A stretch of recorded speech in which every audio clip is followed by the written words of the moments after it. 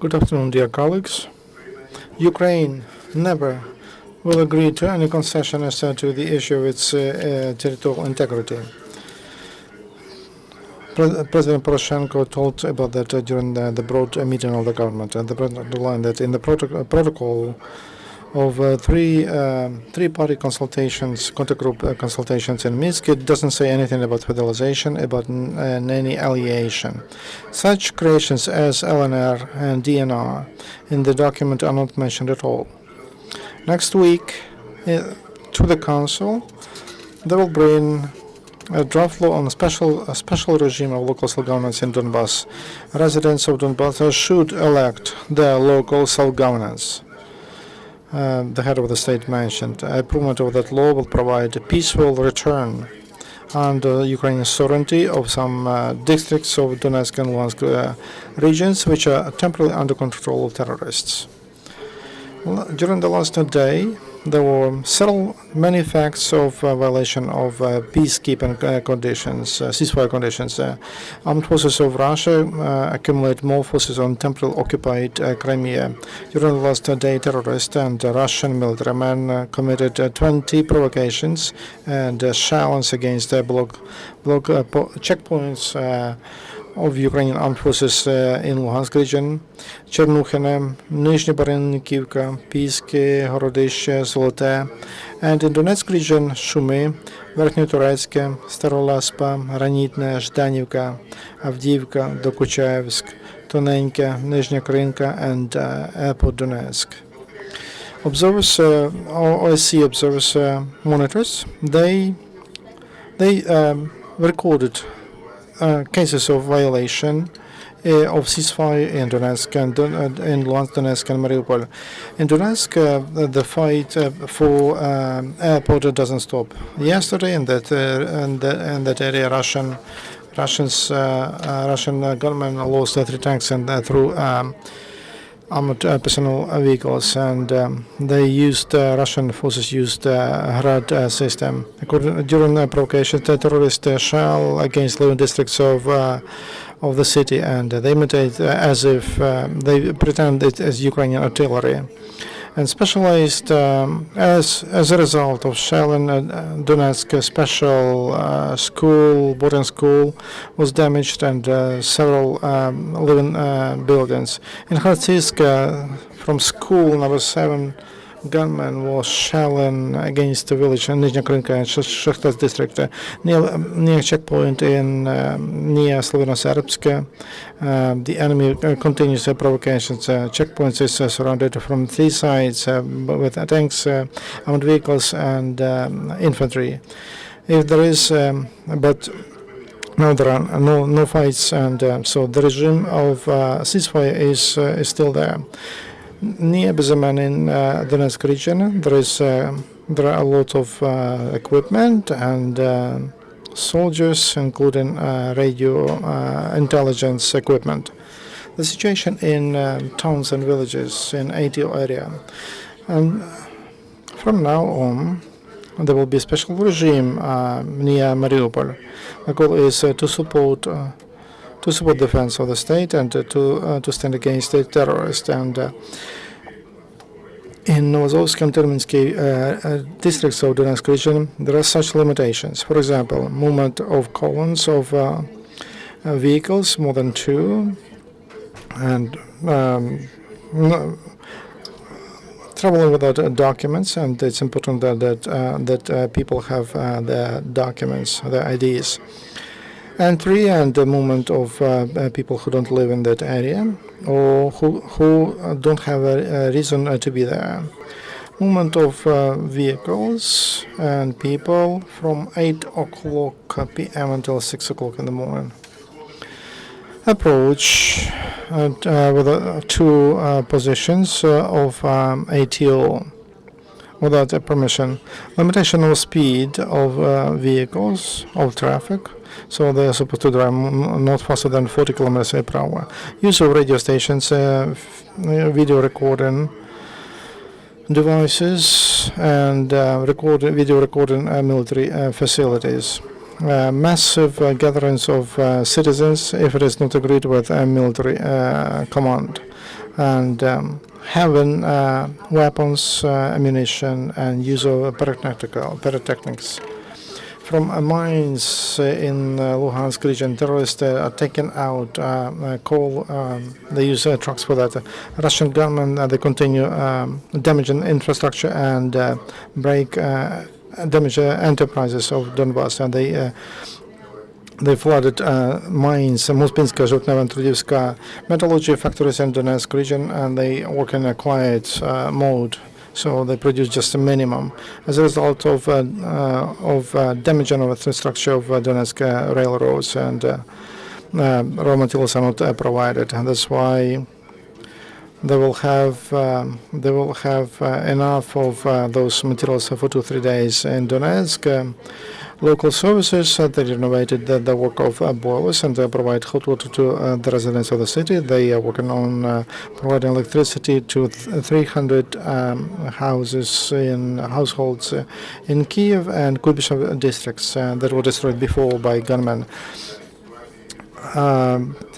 Emergency service sent to Mariupol one more humanitarian cargo. More than 3.5 tons of food was collected by the Council of Veterans from Melitopol and from Melitopol, Tokmansky, and Pavlovsky districts of Zaporizhia region. This is the aid is provided for veterans who live in Mariupol. Last night, President Poroshenko had a phone conversation with President of Russian Federation, Vladimir Putin. The parties discussed a number of issues related to a ceasefire regime. The presidents agreed to keep an eye on this issue. Ministries of Foreign Affairs of Germany and Japan expressed a concern as to the cases of a violation of a ceasefire regime, and they called all to stick to ceasefire. German diplomat told that Moscow is obliged to take all its military men and military equipment from Ukraine. Minister of Foreign Affairs of Luxembourg, Jan Asselborn, told that under conditions of Russian aggression and radical change of political and security situation in the world, NATO will provide support to Ukraine, which supports its sovereignty and territorial integrity. A representative from U.S. State Department, Mary Harf, told that the U.S. works on sanctions against financial, energy, and defense sectors of Russia, but the final decision will be approved on the basis of what will happen during the coming days. Mary Harf informed that conclusions of professionals in the previous report on investigation of MH17 shot down, and they show that it's quite possible that the book system shot it down, and that's the missile shot it down, and it was probably fired from the territory which was under control of gunmen. Can you confirm information from a general prosecutor as to 20 Ukrainian military who died near Ilovaisk? Do you have data about 180 military vehicles near Novozovsk? As to casualties in Ilovaisk, we don't have that. There are facts. People who got out of that, and they told that some are missing, some died. So we cannot speak about a precise number of casualties, refugees, or prisoners. We don't have that data.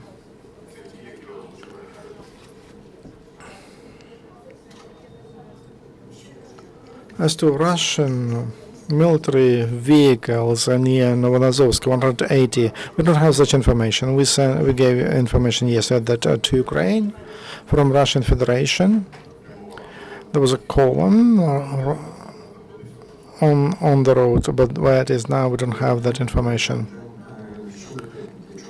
As to equipment, you told that Russia has pulled to the border its vehicles, military, and Poroshenko told today that President Poroshenko told that 70% of those vehicles were taken away from the border.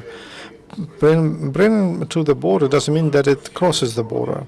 So Russia, they regroup and rotate their armed forces, and but they're standing along the border with Russia, and that our border with Russia is for 2,000 kilometers.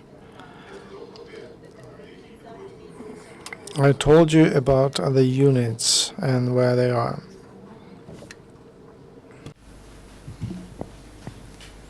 Yes, Simon Young, Deutsche Welle. Yeah, just asking on the same point. Excuse me. Yeah, asking on the same point. The President, Poroshenko, says that 70% of Russian military have withdrawn from Ukraine. Can you confirm this? Do you have any details about that? Thank you for questions. Data the president gets, he gets the data from official sources, and it means that what he told you, this is the truth.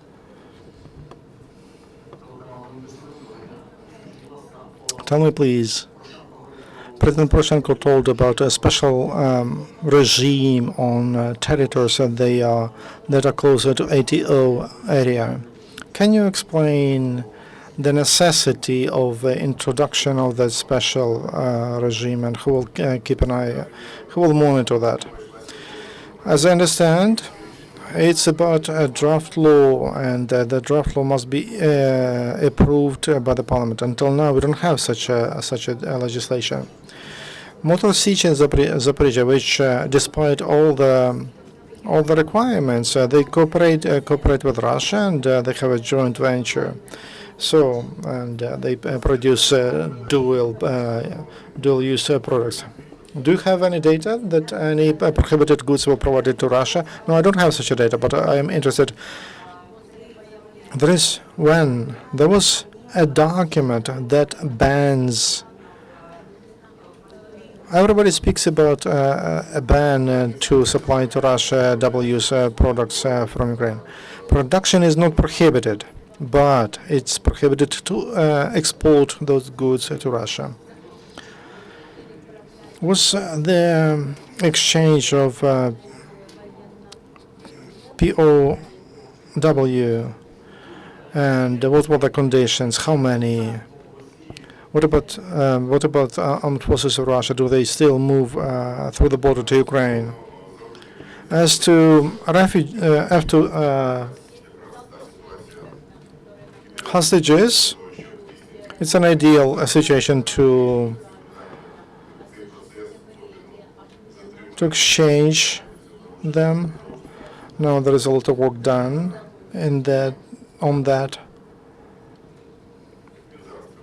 So the process continues, and it requires a lot of work.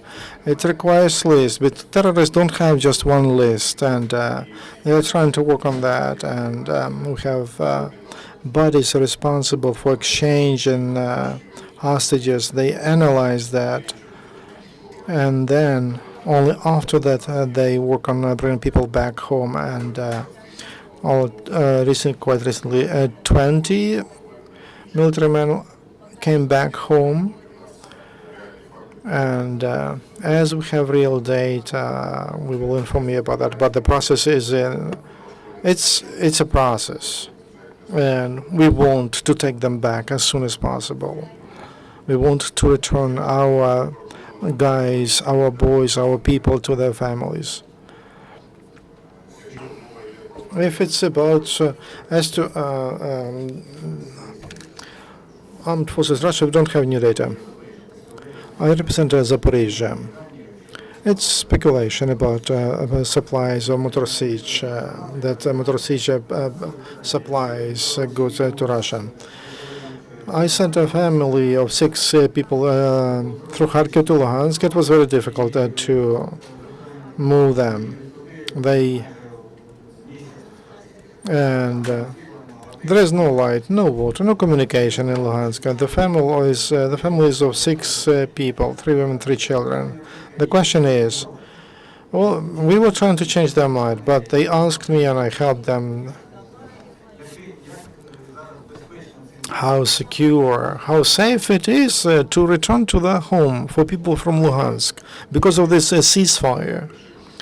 Now we have the ceasefire regime, but every day they violate this ceasefire regime. Terrorists do that, so we don't advise our people to return to the territories which are under terrorists. Experts and civic activists, they consider the ceasefire in June as a strategic mistake in general. What about your opinion? What do you think about this ceasefire? And 700 of hostages who returned to Ukraine, as the president told. What about separatists or Russian military men? Do you have? Could you give us a number?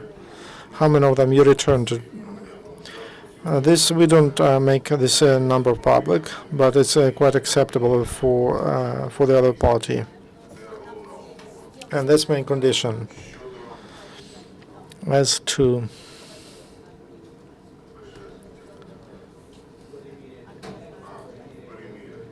the ceasefire, in any case, understanding that power focused on our border, we must look for any ways, any steps that provide peace in Ukraine, and also an opportunity to negotiate with a country who is a sponsor of terrorist groups in the east of Ukraine. That's why the ceasefire we have now provides results. It's efficient. As minimum, we have 3 positions we have benefited, so we can get our people from hostages, and we can enforce our positions of our armed forces. And thirdly,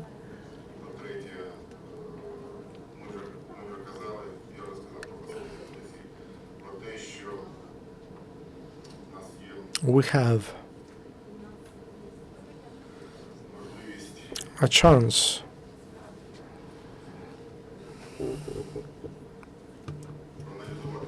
to analyze the situation from the area and to collect more information to plan our future activities. And Russian Federation can also analyze the situation, also attitude of Europe to Russia, for them to think about the future. And their future doesn't look bright. And so they can change their opinion, and they can stop supporting separatists. 70% of Russian forces, just to understand. So you can confirm that this 70% of Russian forces left the territory of Ukraine and crossed the border to get back to Russia. And second question, please. It's about the claims from Ukrainian forces about the intention of the separatists to extend the territory under their control, and the concern that was expressed yesterday evening and this morning. Thank you.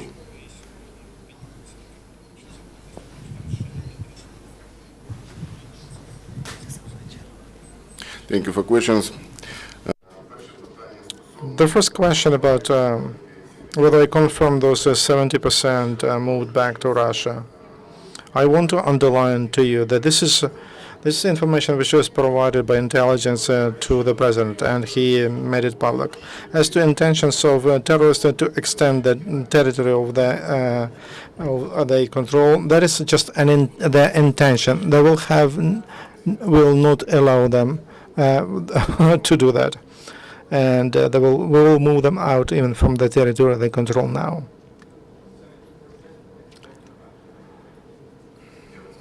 I told you about that.